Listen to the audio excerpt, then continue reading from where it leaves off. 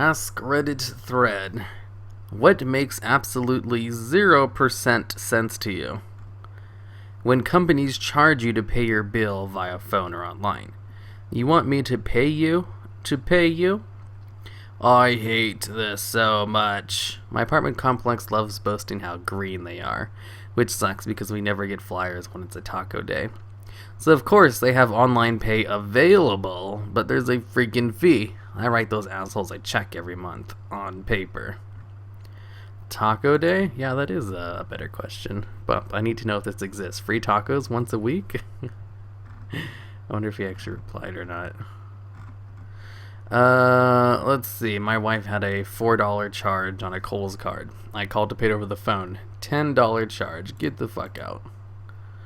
It's not lawful. Don't pay it. It's $10. Pay it and never shop at Kohl's again. I've paid a lot of my Kohl's bills over the phone. Never heard of that. Unless you wanted to pay it to a live rep instead of the automated service. They charge you more for that. When someone has their house posted on a real estate website, but has only a couple or even no pictures, it's one of the biggest sales you will make in your lifetime. So why not take some time to promote it with some pictures? Or when they take terrible pictures. Looked at a house once and 90% of the photos were artsy close-ups of light fixtures and plumbing and shit. Cool, you have 3 photos of this ugly lamp, and I still don't know what the bedroom looks like. Have you ever looked for an apartment on Craigslist? There's always like an upside-down picture of the bathroom, and a grainy shot of what might be the hallway, and then nice neighbor called for address. Oh yeah, better call right away. I would hate if someone else beat me to this apartment that may or may not have any windows. Could be located literally anywhere in the metro area. Or you see multiple listings which clearly use the same photos but describe completely different compartments. There's a lot of bait out there for rental listings too. They end up being a business that's in the business of connecting tenants to owners, and will post locations that aren't even available as a way to lure you into another place through them. Then they charge you a fee for using their service. Wow. House for sale, not bad. Squarish in shape, $796,000, or best offer. Text 555-5555. Yo, is it pointy on the top? No responses for 2 weeks, then nah, it's not pointy. After another 3 weeks they get back to you. Put a lighting arrestor on the roof. It's pointy now. New price. $39.49 more. Those are the ones that go look at if you can, precisely because they have made zero effort. You may get a good deal as, while no one else bothered to even look, you swoop in and snatch up a deal as no one else has made an offer, so you lowball my payoff. Same with cards sold online with no pics. This is how I got my totally sweet and cheap 1-bedroom apartment. The realtor posted an ad without pictures, but it was in my neighborhood, so what the hell. I'll go look. Boom, super sweet apartment. Mine for the taking. When people try to sell their used items for the price that they bought them for. A common one I see is, I paid $100, so I won't take less than $80. Sure, suggested retail price is $100. But I can buy a new one on Amazon for $60 and have it shipped to my doors in 2 days. Just because you overpaid doesn't make your stuff more valuable. Especially the horrendously overpriced used gaming PCs on Craigslist. This bugs me. Every now and then I'll see someone post their super awesome gaming PC, and they'll be asking for some crazy price. It gives me a laugh when I know my PC performs better and I spend half of what they're asking. I once found a guy selling a few sticks of 1 GB RAM for a price of 150 euros. Wow. It's funny because I bought... I assume those are almost equivalent to dollars or somewhere close. Because I bought a couple of new things of RAM like a couple months ago. I was able to get 2 8GB ones for like $90. So 1 GB for 150. That's who the hell would pay that? That's a ridiculous price. Why my grandmother keeps posting appetizer recipes to my Facebook wall. She wants you to eat, but not that much. Why almost no commercials use jingles anymore. If you can remember ad jingles from childhood, it means companies were successful in getting us to remember their product for decades. Why did they stop that? My 90-year-old dad still absently-mindedly sings, Pepsi Cola hits the spot, 12 full ounces, that's a lot. Twice as much for a nickel too. Pepsi Cola is a drink for you. That commercial is from the radio in the days before television, and it is still stuck in the old man's head. He can't find his glasses, but he can sing that damn song from the 1930s. Damn. There's a real answer to this. Companies figured out they'd actually make more money if they just license a famous song. Notice how many classic/contemporary hits are in commercials now. This abstractively ties into the idea that everyone is playing the fast nickel over the slow dime now. It's the culture of capitalism these days. So while you won't remember that particular commercial 10 years from now, you'll damn well be buying that product because you were vibing out to the Rolling Stones or Drake while they showed you hot people using their product. It's interesting though. There have actually been more jingles recently. Written recently. There's a bit of a comeback right now. Some of them are iconic jingles, but others are of the serious variety. Transistors and shit. Like, how do you make a computer out of that? If I give you access to every room in a skyscraper, could you write a message simply by having the lights on in some rooms and off in others? A computer isn't all that different. Go on. So let's say that the skyscraper has automatic light sensors, only I messed that skyscraper up and put the light sensors from room 2 and room 1. So when the lights are on in room 1, they turn off in room 2. So now the light switch in room 1 controls 2 rooms of light. The trick for this is to position the light sensors in other rooms so that you can control a lot of light with a simple control. Then let's dedicate one room to a timer where the light turns on and off repeatedly every 10 seconds. You will call that the clock room, and we can put sensors there. Now we can cause my message to flash back and forth between 2 states. Basically, a computer is just very careful position of lights we can control, and lights that are automatically controlled based on the conditions and the ones we control. Today I learned how transitions and shit works. If you want to learn more, Minecraft can teach you. A weird fucked up version of it, yes. If you wish to make a computer from scratch, you must first punch a tree. People who complain to the minimum wage checkout slave about the prices. Yeah, that 16-year-old is totally going to tell the president of the corporation that you think milk costs too much. Whenever people complain to me, I just agree that the prices are too high. You're not going to convince them it's reasonable, and you're definitely not going to be able to change the price. In my wage slave days, my way of dealing with this was to agree with them and say, you're totally right. If I was in charge, everything would work so much better. And I like to think that 21-year-old telling a 40-something that they could run a billion-dollar company better than the current CEO emphasizes the ridiculousness of their complaint. Or maybe they just agree. Either way, it shut them up. Oh yeah, I think I get it now. People who complain about prices to the person that they're buying from. Saw this lady one time giving flack to some poor teenage girl about a price difference and how she'd never ever step foot in JCPenney again. As if she cares. Oh, I'll never have to deal with you again? Sounds good. That was always my thought process. I'm never coming back to this place. I really don't care. That it's okay for employers not to let you know that you didn't get the job. Even after an interview, they still might never get back to you. Job hunting is hard enough without being kept in the dark. My favorite company I ever interviewed for, this was my dream job. I had 3 rounds of interviews, and after the 3rd, it was down to myself and another candidate. The other had more experience, so they went with him. The senior manager called and let me know they went with the other guy, which was hard to hear, but I was glad they gave closure. Next round of hiring, a couple years later, the manager called me up and asked me to interview again. Got the job that time. You treat your applicants right, and they'll keep wanting to work with you. So what did you do in those couple of years aside from continuing to want to work with them?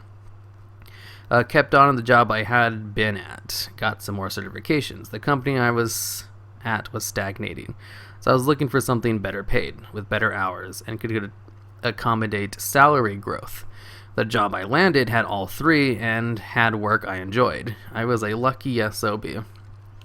I always thought the whole thing about not calling someone after a job, for like low-paying jobs and stuff, is so that you don't have to explain to them why you didn't call them, or, why you didn't hire them. Because I always think if I had to call like 10 people that didn't get the job that all interviewed and tell each one of them why they didn't get the job, that doesn't sound like a fun thing to do. But if there's only like 2 people left, and it's a respectable company like this guy's talking about, I could totally understand calling him back and telling him why not, because they would be professional. But if you have like 10 people interviewing for a McDonald's job and you have to call all of them back, I'm 100% certain a couple of them would just complain about why you didn't hire them or something. I don't know. I can see it for like lower paying positions, but for high ones like that. Yeah. So, how variations of 1 and O's make a 4K video with beautiful color move on my screen. Lots of skyscrapers is all. Fresh off the meta. Oh my god. Why people post annoying love quotes to their SO on Facebook. Just tell them, for fuck's sakes. It's to show off what an awesome relationship they have. Someone wiser than me recently said, the marker of a solid relationship today is the complete absence of it on social media. How coding works. Like, people just type some shit and something else appears on your screen? Actually, I'm not even sure how that's how it works. Yo, Pooter, what? Draw a box this big. Here, make the color white. I don't understand. New JPanel, panel 1, 800, 400, hashtag FFFFFFF, bracket close. Oh, a new panel, 800 wide, 480 tall, colored white. It's like learning a language.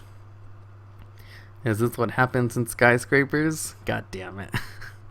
It doesn't work like it seems to on TV. It makes them look like coding is super quick, but it's actually slow as hell. At least for me. Can confirm coding slow. I've done basic HTML and coding in Flash. It's not fun, especially if you're a slow typer like I am. People who get genuinely excited and worked up at corporate rallies or company team building exercises.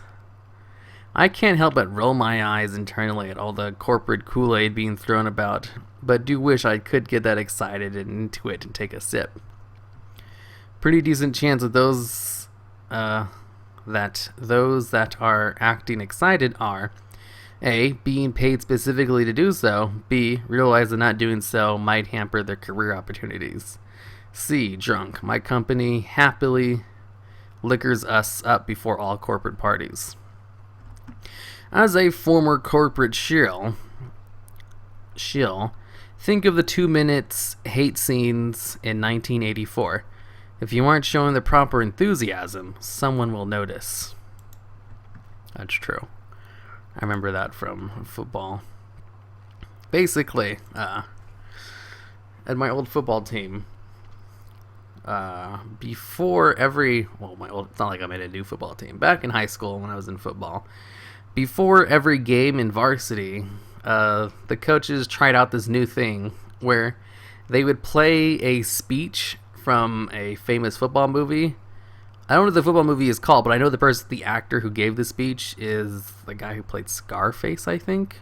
Or maybe he was the Godfather. Oh, I think he was the Godfather. I don't know. He was a really famous actor, but he was in a football movie too. And he gives this really inspiring speech. So what our football coaches did was they literally took the speech from the movie, like the audio for it, and played it over the speakers for us before we'd go out on the field. Now, the first time they did this to us, everyone was like, oh, well, that was a cool little speech. And then the coaches come out, and they see that everyone just kind of looking around all confused. And they're like, how does that not get you pumped up? And everyone's like, oh, what? He goes, you just heard that awesome... Well, they didn't say this exactly, but in so many words, they said, you heard this awesome speech, and that doesn't get you pumped up? And then everyone in the room totally like got the hint. They're like, oh yeah, totally. And everyone pretended to totally get riled up, and they would beat their helmets on the floor, make a whole bunch of noise, like, yeah, blah, blah, blah, whatever noises we'd make. I obviously went with it too. And then every game after the first time they did that, they'd play the speech for us. Everyone would get so pumped up during it. They'd yell at the important parts, and they'd repeat it, football is a game of inches, yeah.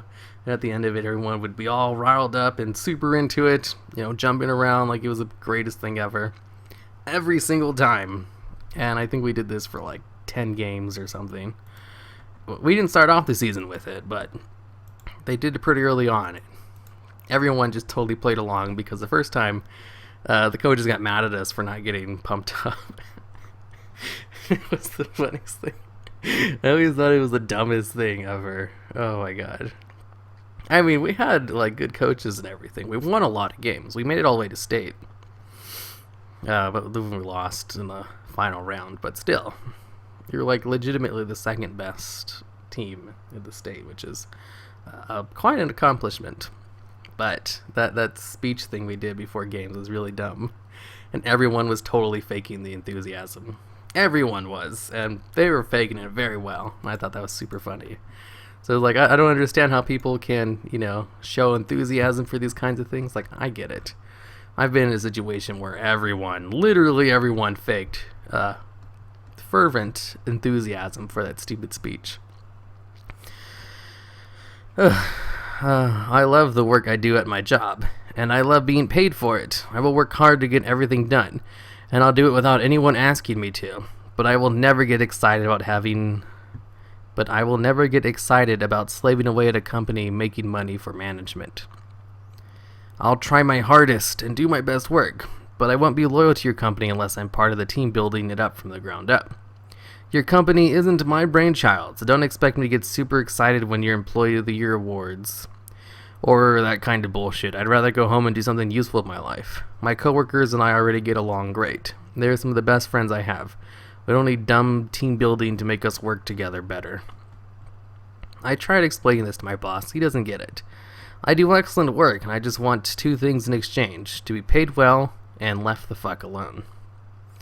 I want to frame this and hang it on my wall. Truck nuts. The first time I saw these, I laughed. The second time I saw these, I wondered why I laughed the first time. The 17th time you saw them, you wondered why you live in the Deep South. I just saw on the national news where a squatter moved into an empty house that was for sale, trashed the place, and now the owners can't get her out. She made up a fake lease, and the court sided with her, so she gets to stay until the owners can prove they don't know her and know nothing about a lease. How can this be allowed to happen? It's to stop people being illegally evicted if they have a lease. If they can prove that she was squatting, it would be over fairly quickly. What a squatter. Moved into an empty house that was for sale. Trashed the place. Now the owners can't get her out. I didn't know that was something you could do. The owners are going about it wrong. They need to begin eviction notice based upon non-payment and put the onus on the renter for not paying the rent due. Would get the squatter out much more quickly. Likely closer to 90 days as long as the weather is not winter. Not throwing someone out in the freezing temperatures.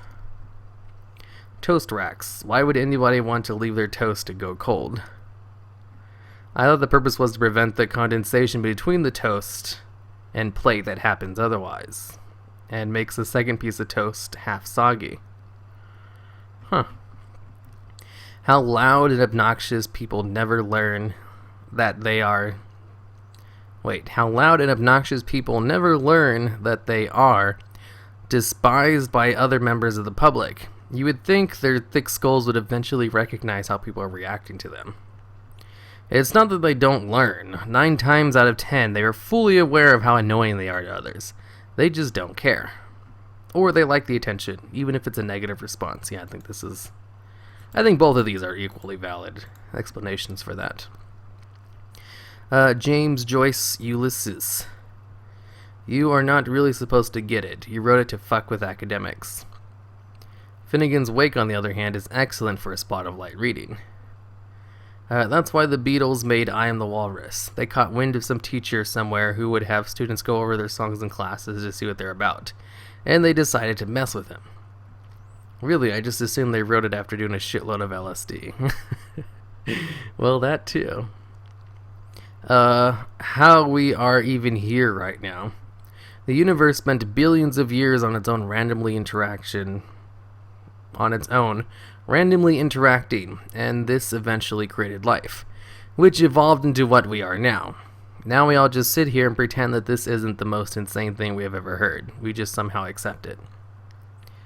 Even more fascinating when you ponder the differences between dead body and a living body. All the atoms are still there in both, but in the dead body, the consciousness isn't. Not much different from an orchestra playing music and them sitting around not playing music, e.g. because the musicians all died. I thought of it a computer without power. Everything is still there, just no energy. Hydrogen is funny. If you leave it lying around for long enough, it starts to think about itself. Why do people who buy a car at a dealership keep the dealer sticker on a license plate? Free advertising? When I bought my car, I told them not to put that shit on my car unless you're going to pay me. When I worked at a dealership in high school, they would give us $1 for every plate frame from another dealer we switched out in the service department. They tried to pull that shit with my dad. He had a plate rim I gave him ages ago as a kid. World's best dad. Oh, he was fucking pissed. They emptied the dumpster all over the lot looking for that rim. They found it. I think it's still on his newest truck. Wow. That should be fully illegal. They can't throw away your shit. You're not paying them and never allowed them to touch that part of your car. That's like having your custom suite switched out with a shitty dealership version and not expecting someone to get pissed. It is illegal. It's just theft. Same as if they took off your aftermarket touchscreen stereo and put in a cheap generic one. Let's see, I have an answer for this. I bought a used Ford from a Lexus dealership. When I picked up my car, they changed my plates and put one of those plastic things over my plate, Lexus of blah blah blah. Before I could even ask to have that guy take it off, he explained that as long as I own this car and have that Lexus plate thing on, I can bring my car anytime to get a free wash and vacuum. That makes sense though. You're advertising their business and you get something in return. I'd be there weekly getting it washed. That's pretty nice. Why 0 exclamation point equals 1? The only reasoning I've ever gotten was because it needs to be.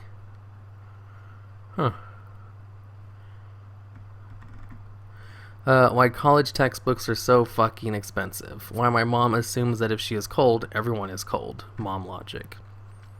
Apple iPhone's live photos. Isn't that just a video or a GIF? No, it's a GIF with branding. I was screaming that to the TV the first time I saw that ad. It's a fucking GIF. Welcome to 1986. The stock market. Say I buy 1,000 stocks of company A for $1 each. And then the stock skyrockets to $100 each. Good, right? Right? But then we find out that company A has been grinding up puppies to make their sauce. So everyone starts selling their stocks like crazy. Who the hell would buy a stock in the process of plummeting from its historical height? I don't get that.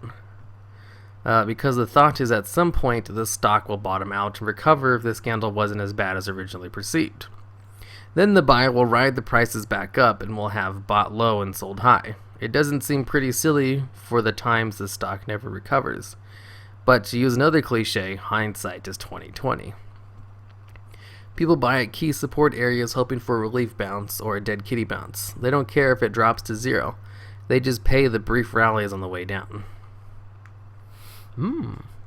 Colts. No matter how tired of life I became, I can't imagine wanting to fit in with the lifestyle laid out by a leader, and potentially lay down my own life for the cause. Not all cults are suicide cults, and not all people want to get up in cults are tired of life.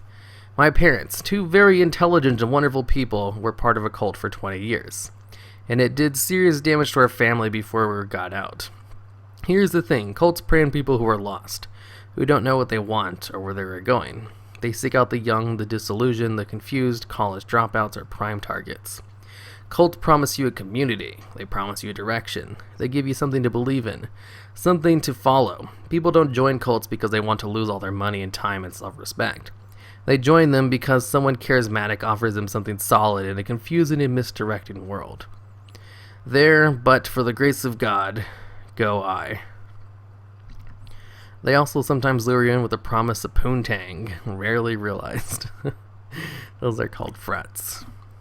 Yeah, usually cults, they don't start off with the crazy stuff. They usually start off with really, small things first. Oh, just come to this get-together. We're going to have fun. There's going to be cake and hors d'oeuvres. You like little cheesecakes, don't you? Those are pretty great. You meet some other like-minded people, have a good time. And then that's where they get you. Slowly from there. Why the Seahawks didn't just run the ball on the goal line. Too soon. I had just forgotten. Wasn't that like 2 years ago? It was a Super Bowl. Like 2014, I think, or 15. When the Seahawks were in the Super Bowl. Had to have been last year in 2015. They threw the ball on the 1 yard line. And everyone was like, why would you throw the ball on the 1 yard line? Just run it in. And they lost the Super Bowl because of that. That's pretty funny. Anti-vaxxers. Why non-disabled people who are in a hurry will spend 5 minutes angrily driving around and around a busy parking lot, fighting other drivers for a choice space close to the door, when there are 30 empty spaces a bit further away. Walk an extra 30 seconds each way. Save 4 minutes. Also, white people line up behind 12 cars at the drive-thru at peak hours when there's only one guy standing in line inside. You'll park, get in, order, get out, and drive away in considerably less time in most cases. A lot of driver logic actually makes zero sense to me. Yeah, I park in the back, and I get in if there's too many people in the drive-thru. Only because I've been with a lot of people who don't do that. They drive around forever looking for a good spot when there's so many in the back, and I always thought that was so stupid when I was little. So I don't mind parking in the back. I do it quite often. It's a lot easier to find a space. As soon as you get to the parking lot, just go straight to the back, and you got a space. And you never have to worry about parking. The only time I ever make an effort to park close is if the weather is exceptionally shitty. Same here. I find it hilarious when people start sprinting through a slight drizzle to get to the store. I've seen a McDonald's with 20 cars in line, all the way out to the actual road before. I drove in, ordered at the counter, and walked out under 2 minutes. I think the queue had moved one car the whole time. Wow. I'll still never be able to wrap my brain around the fact that everyone around me is living their own individual lives with their own story, if you will. Y'all still seem like NPCs that just interact with me. Well, pretty much my first comment and obviously my top one, all for calling you guys NPCs. How the fuck the gas pump knows when to stop. The people take accusations as hard evidence and condemn others simply because they were accused of something with no proof whatsoever. Ever play The Town of Salem? Ted Cruz is totally Zodiac Killer, though. People who deny the Holocaust ever happened. People who bemoan technology. Oh my god, millennials and their iPhones and their internet and their Twitter and their real-time news updates and their videos and their instant access to wealth of information. Back in my day, we just played with stick. Get the fuck out. Old people who brag about not being able to use computers these days are the same as old people they knew growing up who were illiterate. That's true. People who lament the decline of the English language and resist new words being created. You do realize almost all the words you're using complain about the sorry state of our language were once decried in the exact same way by angry old priests, right? English makes no fucking sense. Pretend that it does make sense makes you the crazy person. Yeah, that's so true. I used to be one of those guys. I was an English major in college for a bit. In the end, it was just to make myself feel superior to everyone. But as I did more study and just grew as a person, I realized that language in itself is fluid. It changes based on how it's used and who uses it. So the new words appearing and old ones leaving or changing is totally normal and common for a living language. In the end, all it took was to realize that we call language is just we as people agree on what noises we are capable of making mean. So long as the majority of people understand what words mean when it's used, then that's all it takes to make a word. Yeah, language is just a way to get your ideas across to other people. Anyone who gives a fuck about why the Kardashians think. Man, this is really fucking long. At the end of it anyway.